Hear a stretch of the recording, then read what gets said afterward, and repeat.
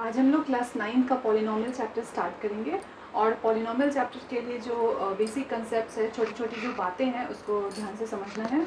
और तो चैप्टर कोई ज़्यादा मुश्किल नहीं है, बहुत ही आसान चैप्टर है। तो जो बेसिक चीज़ें हैं इसको स्टार्ट करने के लिए तो उसको ध्यान से समझना है, ठीक है। सो सबसे पहले आते हैं हम लोग डेफिनेशन की बात करते हैं पॉलिनोमियल्स की, और उससे भी पहले जो वर्ड पॉलिनोमियल है उसका मतलब क्या होता है, ठीक है।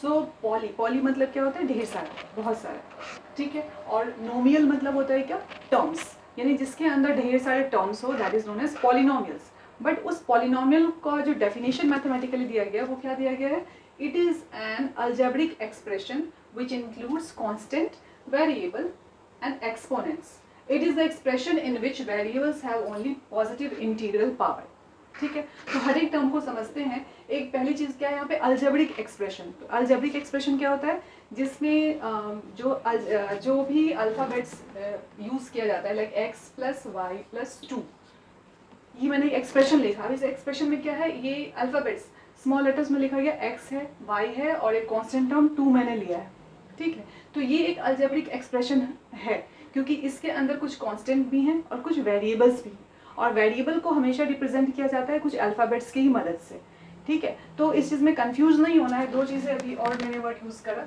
जो कांस्टेंट और वेरिएबल, ठीक है। तो कांस्टेंट का मतलब क्या है कि जो फिक्स्ड है, जो वैल्यू फिक्स हो गई उसका नाम क्या कहलाता है, कांस्टेंट। जैसे 1 है, 2 है, 3 है, 4 है, ये चेंज नहीं होगा, इसकी अपनी एक फिक्स्ड वैल्यू, ठीक है। तो कांस्टेंट में सारे नंबर्स, तुम इसके अंदर नेगेटिव, पॉजिटिव, फ्रैक्शन कुछ भी चलेगा, लेकिन वो कांस्टेंट है क्योंकि वो अपने आप को बदल नहीं सकता है, ठीक है। दूसरा क्या है, वेरिएबल। वेरिएबल मतलब क्या है, जिसकी वैल्यू फिक्स नहीं होती है, वो वेरिएट करता रहता है, चेंज करता रहता है, ठीक है। और इसका डिनोशन हम लोग किससे डालते हैं, x से, y से, a से, b से, जिससे मर्जी हो। तो अल्फाबेट्स होने चाहिए और स्मॉल लेटर, कैपिटल लेटर, किसी में भी हम लोग यूज कर सकते हैं इन वेरिएबल्स के लिए, ठीक है। तो यहाँ क्या बताया गया है कि पॉलिनोमियल एक ऐसा अलजेब्रिक एक्सप्रेशन है जिसके अंदर कांस्टेंट, जिसके अंदर वेरिएबल्स और साथ में एक्सपोनेंट भी यूज किया जाता है, ठीक है। इसके साथ साथ क्या लिखा गया है कि it is the expression in which variables have only positive integral power. तो वेरिएबल के पावर के बारे में भी कुछ बताया गया है कि उसका पावर कैसा होना चाहिए, पॉजिटिव इंटीग्रल पावर। इसको समझो कि पॉजिटिव इंटीग्रल पावर का मतलब क्या है। पॉजिटिव तो सब समझते होंगे, ठीक है ना। तो नंबर लाइन पे 0 सेंटर में हो गया, then left side negative, right side positive numbers होते हैं, ठीक है। इंटीग्रल पावर, जिससे मैं एक एक्सप्रेशन, एक इक्वेशन लिख रही हूँ, इसको देखो। जैसे मैंने यहाँ लिखा 4x³ minus 3x² plus 2 equals to 0, मैंने यहाँ पे कर दिया। मैंने यहाँ पे एक इक्वेशन लिख लिया है। इस इक्वेशन को अगर देखो तो x यहाँ पे क्या है, वेरिएबल है, ठीक है। इस वेरिएबल में जो पावर यूज किया गया है, यहाँ पर 3 यूज किया गया है और यहाँ पर 2 यूज किया गया है, और यही क्या कहलाएंगे, पॉजिटिव इंटीग्रल पावर, ठीक है। तो ध्यान क्या रखना है कि जब भी एक्सपोनेंट लिया जाता है, जो भी एक्सपोनेंट यूज करोगे वो हमेशा कैसा होना चाहिए, पॉजिटिव होना चाहिए, ठीक है, पॉजिटिव इंटीग्रल पावर। तो अगर ये पूछा जाए कि क्या ये पॉलिनोमियल है या नहीं है, ठीक है, तो ये एक पॉलिनोमियल है। रीजन क्या है, तो ये इसके अंदर कांस्टेंट है, वेरिएबल्स हैं, एक्सपोनेंट्स हैं, और जो वेरिएबल है उसका पावर क्या यूज किया गया है, पॉजिटिव इंटीग्रल पावर, ठीक है। अच्छा, दूसरा इक्वेशन मैं लिख रही हूँ कि 3y² माइनस 3y की पावर माइनस 1 प्लस 7, ठीक है। और मैंने तुमसे पूछा कि क्या ये अलजेब्रिक एक्सप्रेशन जो है वो पॉलिनोमियल को रिप्रेजेंट करता है या नहीं करता है। तो इसको देखो, तो बाकी चीज तो ठीक है कि चलो भाई terms, different type of terms use किए गए हैं, कांस्टेंट यूज किया गया है, वेरिएबल है, बट यहाँ पे जो पावर है ना, उस पावर को देखो वो क्या दे रखा है, नेगेटिव पावर। तो नेगेटिव पावर अगर जब भी दिया गया तो पॉलिनोमियल के डेफिनेशन को वो सेटिस्फाई नहीं कर रहा है। So this is not a polynomial, ठीक है। अच्छा, ये वाला इक्वेशन बताओ कि 3t² प्लस 7t, क्या ये एक पॉलिनोमियल है या नहीं। तो ये एक पॉलिनोमियल है क्योंकि इसके अंदर भी टर्म्स हैं, कांस्टेंट है, वेरिएबल है, और जो पावर लिया गया है वो कैसा पावर है, पॉजिटिव इंटीग्रल पावर। एक चीज और, पॉजिटिव इंटीग्रल पावर के बदले हम लोग होल नंबर भी यूज कर सकते हैं, होल नंबर, क्योंकि होल नंबर स्टार्ट होता है 0 से, 0 1 2 3 4। तो ये भी अगर पावर में डाला हुआ है, यानी होल नंबर भी अगर है तो भी लिखोगे डेफिनेशन में तो भी काम करेगा, पॉजिटिव इंटीग्रल पावर डालेंगे तो भी चलेगा, दोनों सेम ही मीनिंग निकल के आता है, तो आगे हम लोग देख रहे हैं कि पॉलिनोमियल का डिनोशन के बारे में, कि पॉलिनोमियल को किस तरीके से रिप्रेजेंट किया जाता है। So polynomial is denoted by p x, q x, r x, f x, g x, कुछ भी लिखो, ठीक है। बट ध्यान क्या रखना है ना कि तुम्हारा जो वेरिएबल है वो क्या है, एक्स के टर्म में है या वाई के टर्म में है या ए के टर्म में है।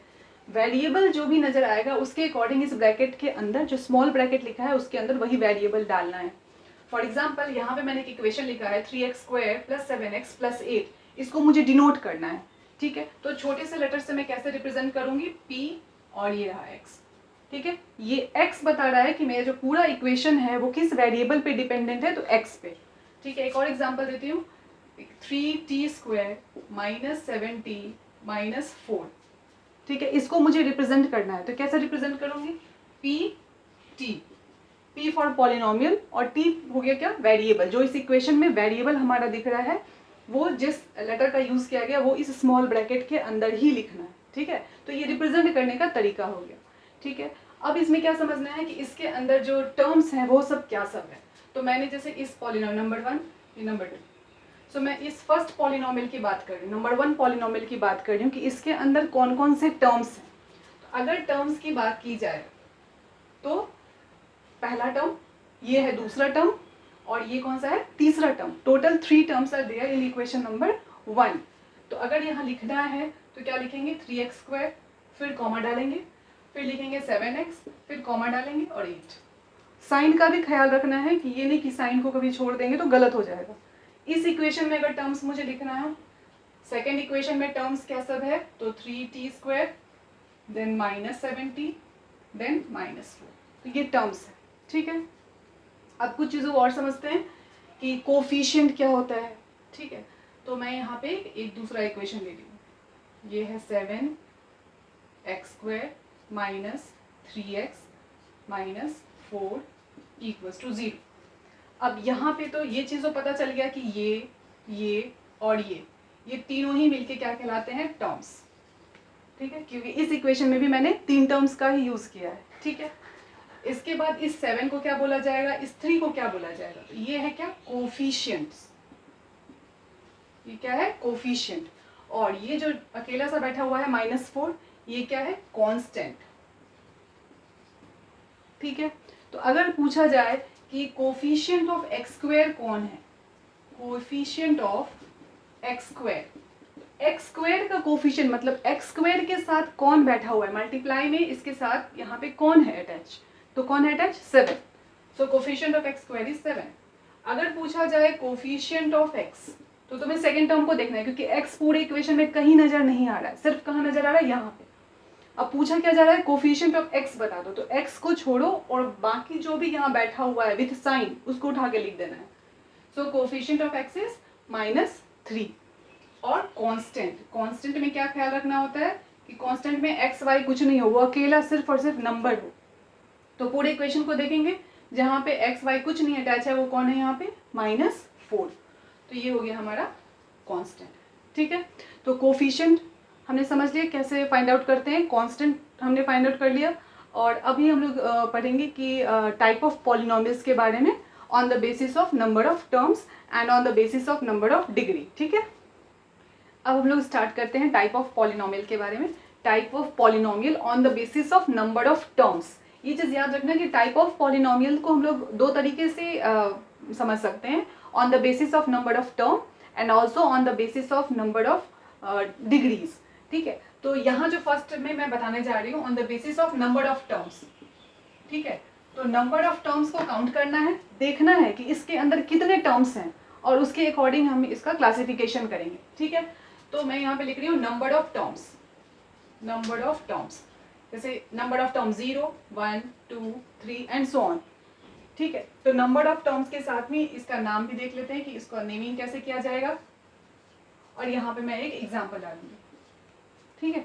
सो नंबर ऑफ टर्म्स 0 है, यानी कि इसके पास जो है वो कोई टर्म है ही नहीं, तो नाम क्या बताया जाएगा इसका, जीरो पॉलिनोमियल, जीरो पॉलिनोमियल, ठीक है। इसका एग्जाम्पल ही क्या हो गया, 0, क्योंकि ये एक ऐसा एक्सप्रेशन होगा जिसके पास कोई भी एक्सप्रेशन के अंदर जो भी x² होगा, x होगा या कांस्टेंट टर्म, सबके साथ 0 कहीं ना कहीं तुम्हें दिखाई देगा। लाइक यहाँ अगर मैं लिख दूँ 0x² 0x + 0, इस एक्सप्रेशन को क्या नाम दिया जाएगा? जीरो पॉलिनोमियल, क्योंकि ये भी जीरो बन गया, ये भी जीरो बन गया, और लास्ट का जो कांस्टेंट है वो खुद ही क्या है? जीरो है।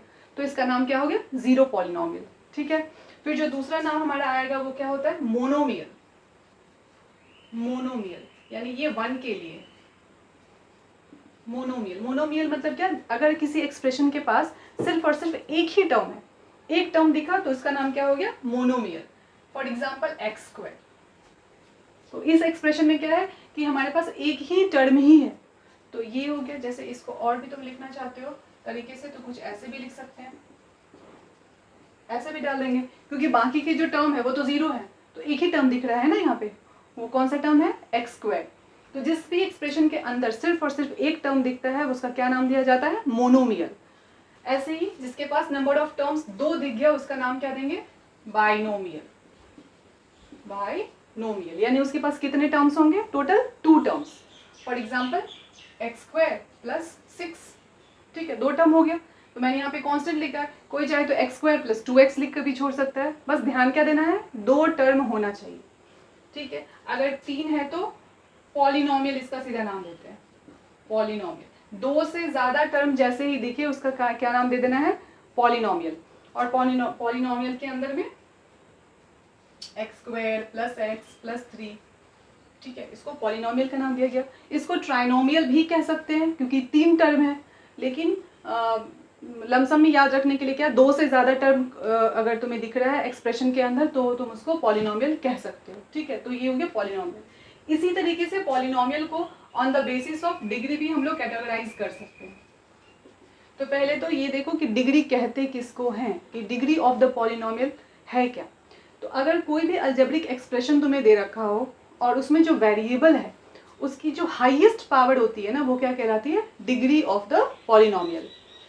सो फॉर एग्जाम्पल यहाँ पे देखो 3x³ - 7x + 8, ये एक मैंने एक्सप्रेशन लिखा और मैंने पूछा कि इस इक्वेशन की डिग्री क्या है। तो तुम्हें पूरे एक्सप्रेशन को देखना है, वेरिएबल को ध्यान देना है और उस वेरिएबल में हाईएस्ट पावर क्या गया है। तो हाईएस्ट पावर यहाँ पे क्या गया है? 3। सो इस इक्वेशन की डिग्री कितनी हो गई? 3। तो डिग्री के बेसिस पर भी हम लोग इसको कैटेगराइज कर सकते हैं, डिफरेंट नेमिंग इसको दिया जा सकता है। ठीक है, तो पॉलिनोमियल, और इसको हम लोग डिफरेंट पार्ट्स में डिवाइड कर सकते हैं। Linear polynomial, then quadratic polynomial, cubic polynomial, ठीक है, and biquadratic also, biquadratic polynomial. ठीक है, तो पॉलिनोमियल को on the basis of degree in categories में भी हम लोग डिवाइड कर सकते हैं। Linear polynomial, quadratic polynomial, cubic polynomial and biquadratic polynomial. अब लोग पॉलिनोमियल के बारे में हम लोग पढ़ रहे थे, तो डिग्री के बारे में, तो डिग्री अगर 0 है तो इसका क्या नाम होगा? डिग्री अगर 1 है तो क्या नाम बताएंगे? 0 1 2 3। ठीक है, 4 भी लिख लेते हैं। 0 1 2 3 ये टाइप ऑफ पॉलिनोमियल के बारे में भी हम लोग पढ़ रहे हैं। तो अगर किसी भी अलजेब्रिक एक्सप्रेशन की जो डिग्री तुम्हें क्या दिख जाए? 0 दिख जाए, तो डिग्री अगर 0 दिख गया तो उस पॉलिनोमियल का नाम क्या दिया जाएगा? Constant polynomial. ठीक है,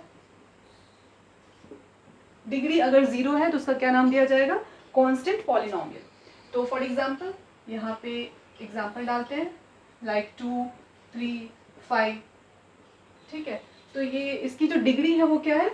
0 है। अब वो कैसे पता चलेगा डिग्री क्या है? तो अगर इस इक्वेशन को, इस 2 को, इस कांस्टेंट को क्या हम ऐसे भी तो लिख सकते हैं 2x⁻0, क्योंकि x मैंने यहाँ वेरिएबल दिया है और वेरिएबल का पावर क्या डाल दिया? 0। यहाँ अगर वेरिएबल का पावर 1 होगा तब तो फिर ये डिग्री 1 के अंदर आ जाएगा। तो मुझे यहाँ पे क्या दिखाना था? वेरिएबल का पावर 0 होना चाहिए। इट मीन्स जो कांस्टेंट मैंने रखा है ना, उस कांस्टेंट की वजह से इसका नाम पड़ा है कांस्टेंट पॉलिनोमियल, और डिग्री इसकी क्या होती है? 0। ठीक है, अगर डिग्री 1 है तो इसका नाम क्या होगा? Linear polynomial. Linear polynomial. For example यहाँ लेते हैं x ठीक है, इसके साथ कुछ और भी लिख सकते हैं, x+2 भी लिख दो, कोई दिक्कत नहीं है, क्योंकि हमें यहाँ क्या देखना होता है, वेरिएबल का पावर। तो वेरिएबल तो ये है और इसका पावर यहाँ पे क्या है, 1, कुछ नहीं है तो पावर क्या है, 1 है। तो हाईएस्ट पावर जहाँ भी तुम्हें 1 दिखे तो उसका नाम क्या दे देंगे, linear polynomial. Then degree is 2, तो अगर डिग्री 2 है तो इसका नाम क्या हो जाएगा, क्वाड्रेटिक पॉलिनोमियल।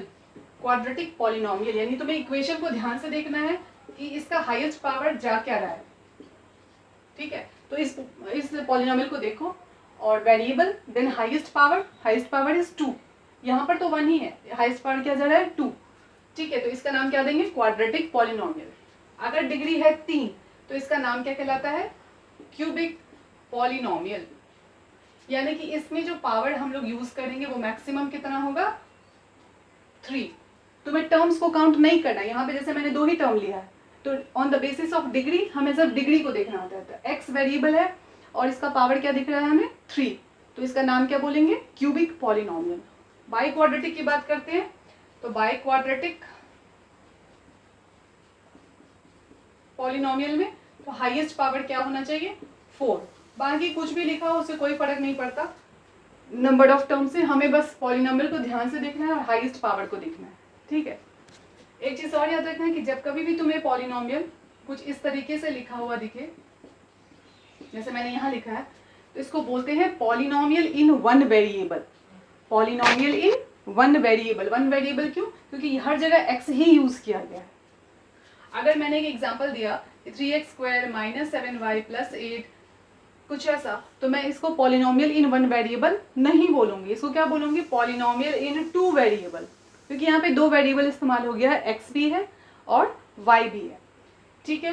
तो ये सब चीज़ों को समझने के बाद हम लोग अब NCERT की एक्सरसाइज 2.1 को स्टार्ट करेंगे, ठीक है।